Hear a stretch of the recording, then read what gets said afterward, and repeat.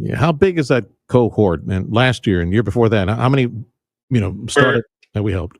we're usually around 22 to 25 Okay.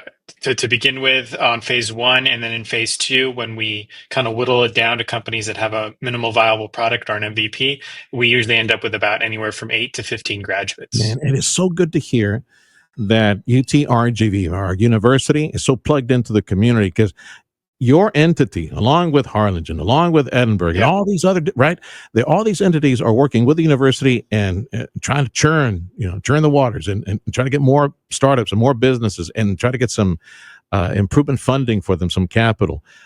Good things taking place. Do you know if the university? Just curious because you have conversations with it. Have they done an assessment how many businesses, how much employment they've created over the past handful of years as a result of all these different programs, the startup programs and capital programs? That's a great question. I can speak to Brownsville just because we recently did an audit of all the assistance that we've provided, and we're over at 3,000 in the last 6 years, 3,000 individuals here in Brownsville that we've assisted.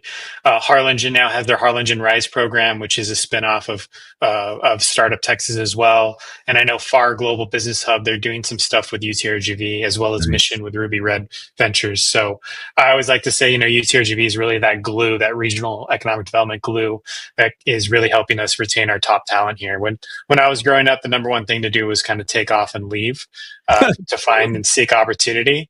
Yeah. But now with like a really great world-class university like theirs, we can retain our top talent.